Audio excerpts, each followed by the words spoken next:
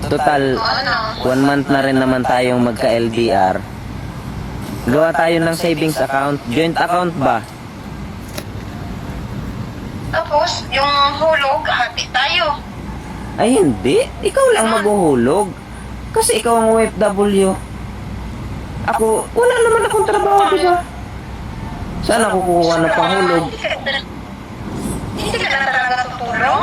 Hindi Yung na. may joint account, Di ba- kailangan hati tayo. Di ba malaki nga yung sahod mo dyan? Sumasahod ka na naman ng 25,000. O, ay maano man lang bang mag-open ka ng savings account na halagang 10,000 opening. O, tapos hulugan mo monthly ng 20,000. O, di ba parang tig 10,000 na rin tayo.